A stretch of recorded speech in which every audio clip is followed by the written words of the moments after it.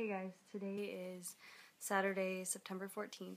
Pardon the messy room behind me. Clearly I need to clean my room. It's actually mostly laundry, clean, but anyway, I just noticed it right there in the background, so anyway. But I wanted to make this video because today is, sorry, let me adjust this. Today is, kind of a weird anniversary, I guess, for me. So on September 14th of 2007, I was admitted to the hospital with my eating disorder, and it was really, really bad. I can't even really explain it quickly how bad everything was, but basically, the short version of the story is that, I was in this relationship, Anyway, it was one of those things that I classify as learning experience.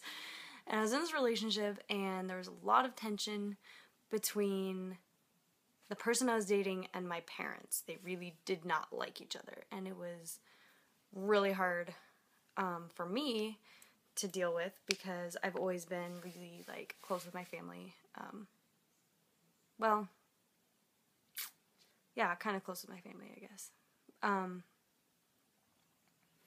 And so anyway, my dad is an extremely, he can be very insistent on things. So he was insisting on spending time with me, and the person I was dating was like, no, I don't want you seeing your dad, blah, blah, blah. And I already had an eating disorder, but I was like, screw this, I can't control anything, so I'm just not going to eat.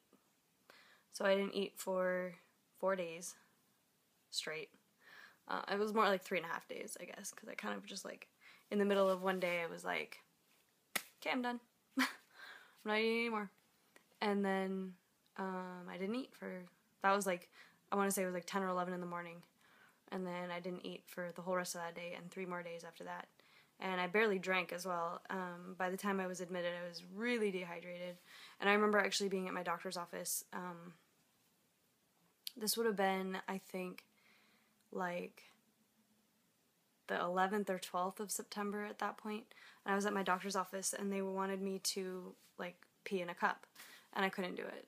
I didn't have any pee to give. So that was not good. And so anyway, I was admitted, and I was really dehydrated, but I actually felt okay. I walked up to my hospital room. I didn't need to be pushed in a wheelchair or anything. I remember very vividly being admitted, and it was just kind of surreal, but I remember it really well. And that actually happened on the 14th. So the 12th I was at my doctor's. The 13th, they had gotten me immediately into an eval at this treatment place. And the eval was on the 13th, which was a Thursday. And I went, and they were like, you need to go to the hospital. And I said, no, I refused to go. And then I went the next day, which was the 14th. And was in the hospital for 9 days, which was a very short amount of time given the severity with which my labs dropped. And I think I know I've mentioned this before in probably 100 videos that I've made, but my phosphorus dropped to 0.9, and they were I remember the it wasn't even a doctor, it was a doctor in training, I don't know what they're called, a resident or something, and a nurse, and they came running in, and they were I don't remember verbatim what they said, but I remember them being well, we don't want to stress you out, but your labs are really bad. And my dad was there at the time, and they took him out in the hallway, and they were explaining my low phosphorus and stuff like that. And then they came in and told me that my phosphorus level was 0.9, and that anything under 1.0 they classify as death imminent. So they're yeah, so you're gonna die, sorry about it. but I didn't die. And anyway, they started giving me this really nasty medicine that I took. I didn't complain about it. Well, I might have complained about it, but I never, like, refused to take it. It was this, like, powder. It was white, and as soon as it touched water, it would turn pink. And it was called Nutrifos. Another name for it that I've seen that I've taken is K-Phos. It's the same thing, basically, but they actually have it in pill form, but they couldn't give it to me in pill form, which would have made my day. But yeah, like, it looked like pink lemonade and it smelled like pink lemonade, but it did not taste like pink lemonade, you guys. It was so disgusting. It was disgusting. I can't explain it to you. I mean, I really can't. I've never been able to explain how that Nutrifos was. Like, it was literally the worst thing I've ever put in my mouth. And it was, I had to take it like 3 times a day, and it was like the hardest thing ever to do. But I did it. Then my phosphorus flew up to like 6 or something, and they were like, oh God, stop, because it's too high. So it was really weird. And like, I was so orthostatic. Every time I'd stand up, my blood pressure would just go poof. Like, I scared the nurse once. Her name was Katrina, I remember that. And I stood up for my vitals, and she was like, whoa, lay down. And I was like, okay, because I had no choice. I was falling over. So I was in the hospital for 9 days, and I got out. It was a Sunday when I got out. I went in on Friday, was there until the Sunday after that, like, 9 days later, basically, the following weekend. And I ate everything they told me to. I never was supplemented except for the day I was admitted. I came in at like 1:30 p.m. and so they gave me an Ensure or a Boost or something instead of lunch because I missed it. But other than that, I was never supplemented. I did everything they told me to.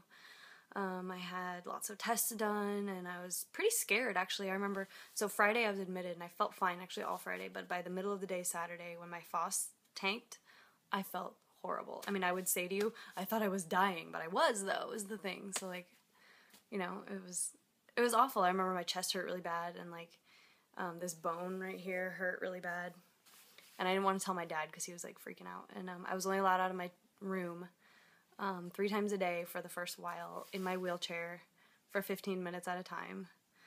I could not get out of bed without a wheelchair. Like, my bathroom was like 5 feet away from the foot of my bed, and I couldn't go to it. First of all, it was locked, even though I've never had a problem with like purging or anything, but I understood why it was locked because they just had the same rules for everybody that was in there for that program. And but I had to be wheeled from my bed to the bathroom, which I thought was kind of weird. But, I mean, after my vitals the first couple days when they were just so bad, like, I probably couldn't have walked to the bathroom if I tried. And after my phosphorus was bad, I couldn't even sit up without, like, pain. And I would be out, so my dad could push me around the, like, nurse's station, like, around, the floor was basically set up like a big triangle.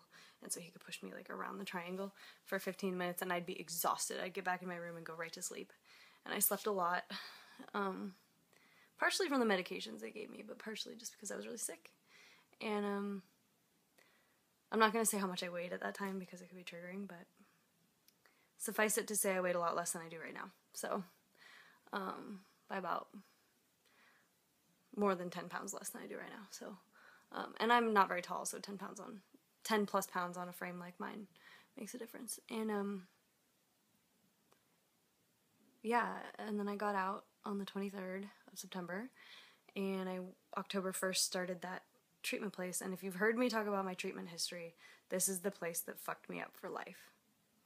So typically this time of year was very hard for me for the next couple of years after this, especially the 14th of September and the 1st of October, because it's kind of like this is when it started, and like my life got really difficult after that.